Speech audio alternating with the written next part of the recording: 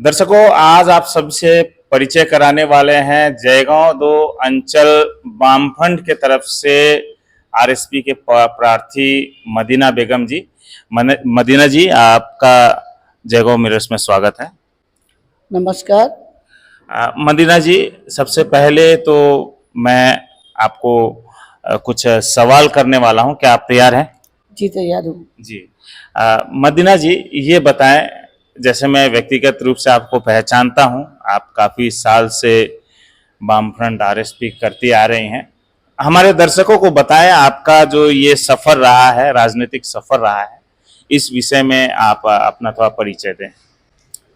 मैं Jaigaon RSP party का local संपादिका हूँ। साथ में मैं इस बार इस पार्टी का उम्मीदवार भी हूँ। पंचायत का उम्मीदवार हूँ। भगत सिंह नगर 11/16 का प्रार्थी मैं और अजय जायसवाल हूँ। वहाँ वोटर ज़्यादा होने के कारण से वहाँ पर 2 प्रार्थी किया गया है, जिसपे मैं खड़ी हूँ। साथ में मेरा कॉमरेड अजय जायसवाल जी खड़ा है। मेरा राजनीतिक सफर यह है कि मैं 1989 में आरएसपी में आई हूँ। तभी से मैं आरएसपी में हूँ। मेरा आरएसपी में आने के बाद में राजनीतिक जीवन का जो सफर है वो बहुत अच्छा ही रहा है, क्योंकि आरएसपी एक ऐसा पार्टी है, हर पार्टी से आरएसपी का सिद्धांत, विचार, नीति अलग है। आरएसपी हमेशा गरीब श्रमिक पार्टी का लोगों को बारे में सोचती है। आरएसपी का विशेष करके गरीब का संगठन पार्टी होने के कारण से श्रमिकों के लिए जो आवाज़ उठाना पड़ती है वो आवाज़ सिर्फ एक आरएसपी उठाती है। अभी फिलहाल जो लॉकडाउन हुआ था, उस लॉकडाउन के बीच जो आईसीबीसी का लेके समस्या हुआ था, गरीब लोग काफ़ी परेशान थे। हम लोग आरएसपी के तरफ से अपना दल बल लेके आईसीबीसी का ऊपर में रैली भी निकाला था, प्रचार भी किया था आईसीबीसी का लेके, माइकिंग भी किया था। सफर बहुत अच्छा ही रहा, इसलिए कि हम लोग के आरएसपी के अंदर में कोई भी दुर्नीतिग्रस्त काम नहीं है, ना होगा। हम लोग को आरएसपी का ऊपर से लेके नीचे महल तक जितना हमारा कॉमरेडगण है, नेतृत्व देते हैं, नेतागण है, सभी साफ सुथरा है। इसलिए मुझे आरएसपी पसंद है और मैं आरएसपी करती हूँ। आरएसपी मरते दम तक करती रहूंगी। मदीना जी, ये बताएं, जैसा कि मुझे व्यक्तिगत रूप से आपके बारे में पता है, लेकिन हमारे जनता को फिर भी आप बताएं कि आप काफ़ी बार पंचायत इलेक्शन लड़ चुकी हैं, काफ़ी बार आप पंचायत इलेक्शन जीत चुकी हैं। आपके ये पंचायत को लेकर जो सफ़र रहा है, उस विषय में थोड़ा जानकारी दें। पंचायत तो मैं काफ़ी बार रह चुकी हूँ। काफ़ी बार पंचायत रहने के भी तो एक कारण हो सकता है, क्यों रह चुकी हूँ।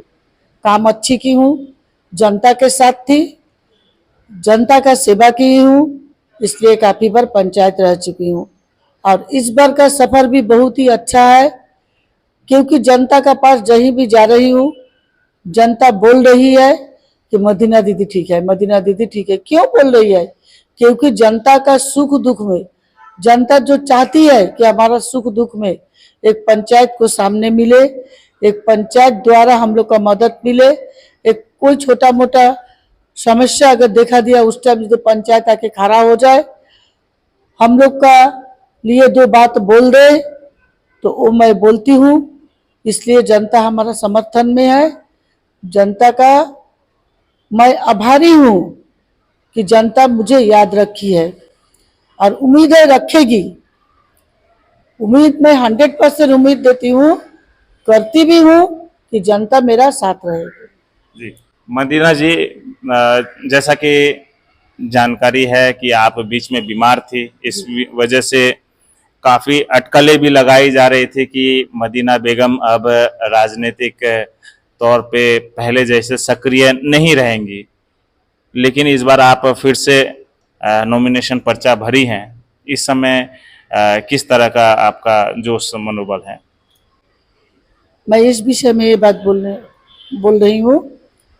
3 साल तक मुझे बेड में रहना पड़ा, इसलिए कि मुझे लिम्फोमा कैंसर हुआ था। मेरा ट्रीटमेंट चल रहा था। ट्रीटमेंट मेरा A to Z जो ट्रीटमेंट होना चाहिए वही ट्रीटमेंट मेरा बच्चा कच्चा, मेरा कुछ पार्टी का कॉमरेड लोग भी मेरा साथ में रहते थे। मेरा बेटा बेटी मुझे पूरा समर्थन किया, इस बीमारी में पूरा सेवा जतन किया। मेरा ट्रीटमेंट में ये लोग कोई चीज का कमी होने नहीं दिया। और कुछ मेरा जयगांव का जनता का आशीर्वाद है, कुछ मेरा जनता का जयगांव का आशीर्वाद है कि मुझसे तो बात नहीं हो पाती थी। मेरा बेटा बेटी के पास मोबाइल रहता था। जयगांव के हर जनता फोन करके जरूर मेरा विषय में पूछते थे।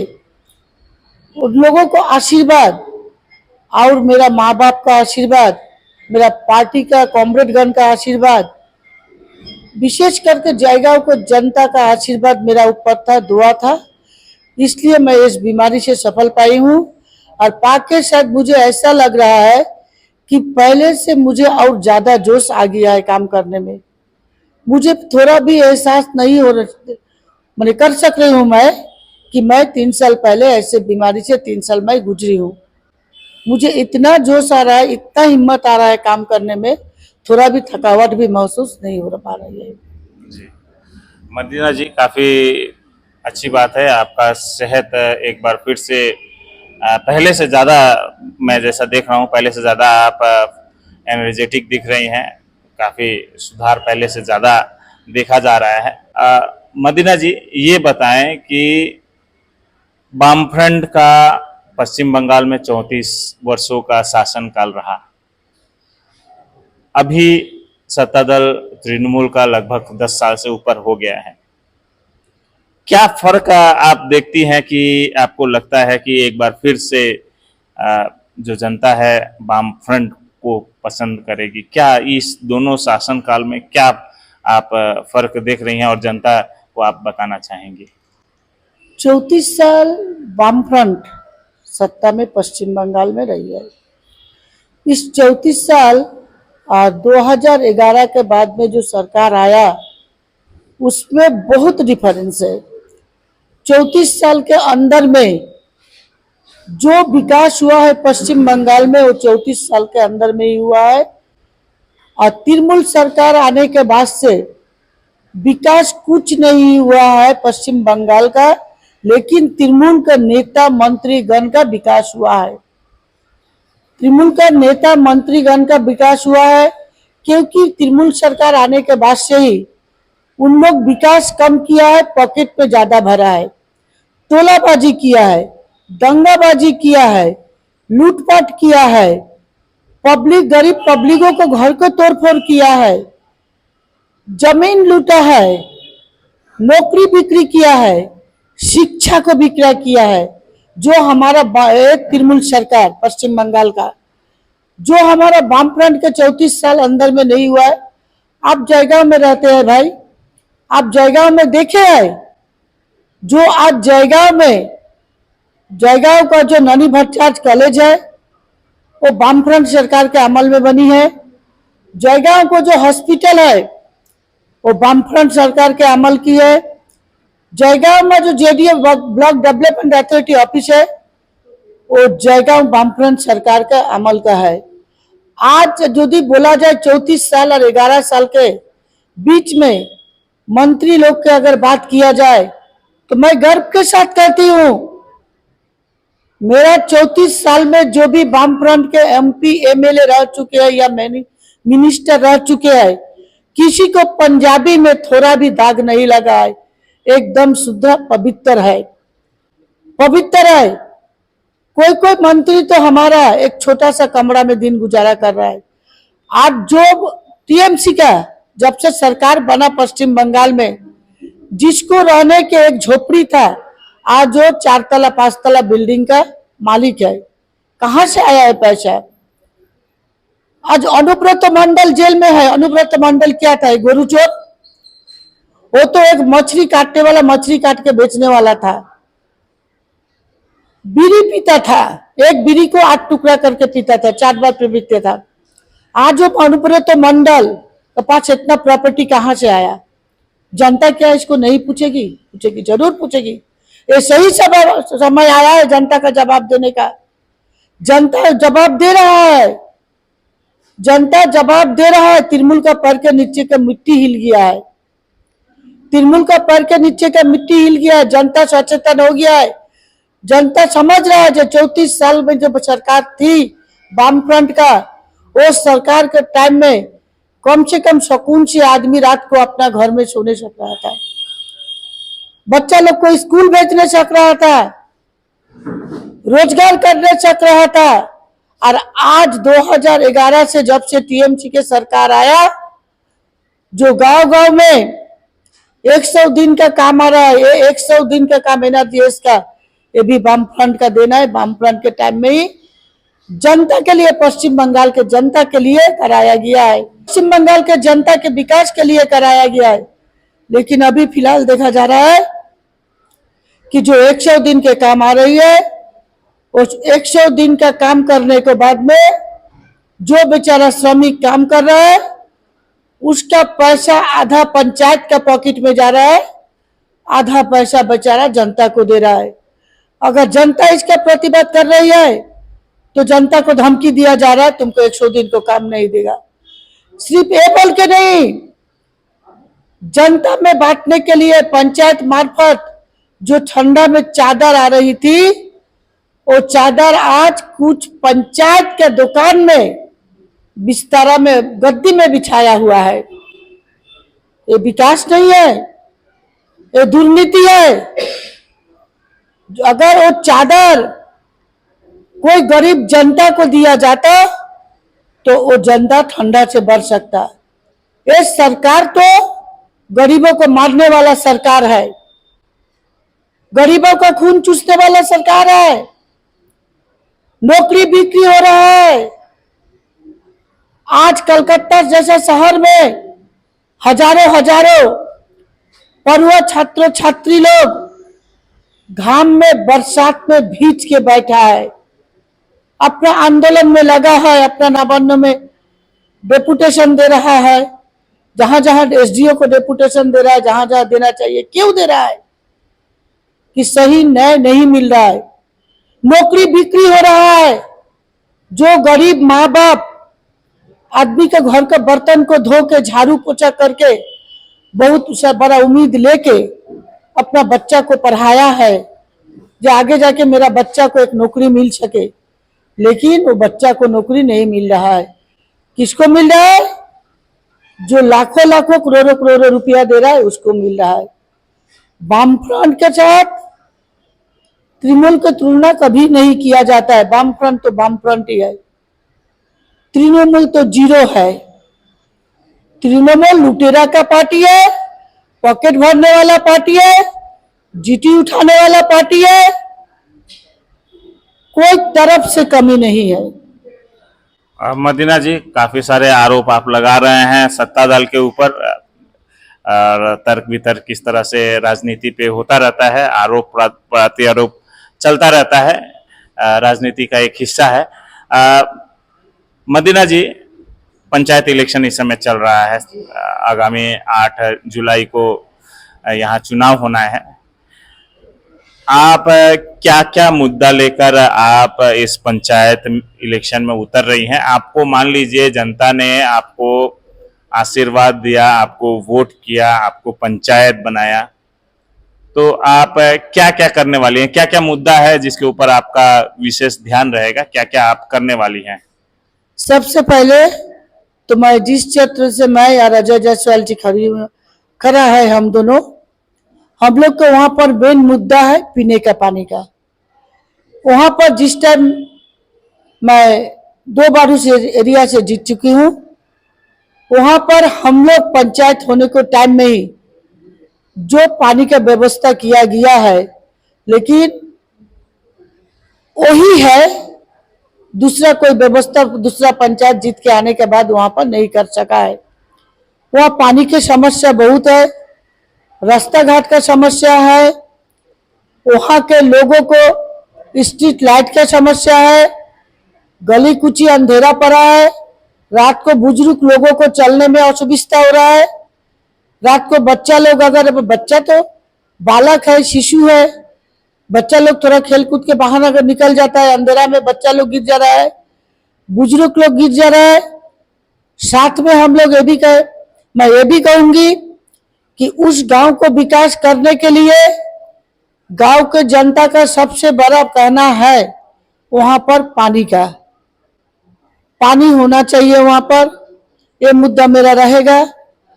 रास्ता घाट साफ सुथरा रहे, इसके लिए जिस तरीके से अभी बीडी मेमोरियल स्कूल का पीछे मनोरंजन शाह के घर के सामने से नाला ओवरफुल होके जो गंदा पानी बह रहा है, उसको वहां पर के जो प्रार्थी है उसको नजर में नहीं है। वो प्रार्थी क्या नजर रखेगा?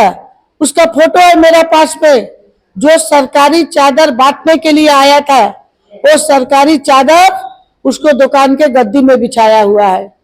मैं इसको प्रूफ कर सकती हूँ, ऐसा पंचायत है। आज जो गंदा पानी वहां से बह रहा है, वो गंदा पानी के ऊपर से लोग चल रहा है, उस गंदगी के वजह से वहां पर मच्छर फैल रहा है, लोगों को घर घर में बीमारी हो रहा है।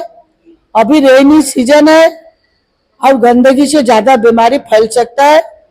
हम लोग को ध्यान रहेगा, गांव को साफ सफाई रखना, रास्ता घाट को साफ सफाई रखना, बिजली बत्ती लगाना, पीने के पानी व्यवस्था करना, साथ में गांव में जो गरीब श्रमिक लोग हैं वो लोग को सही ढंग से 100 दिन का काम मिले।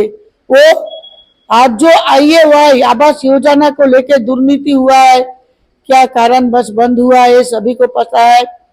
लेकिन फिर भी हम लोग बोलेगा जो वहां पर BPL को ठीक से सही ढंग से तदंत करा के जो गरीब लोग हैं, जो लोग को घर के छत से पानी चू रहा है, उन लोगों के लिए बंदोबस्त किया जाएगा।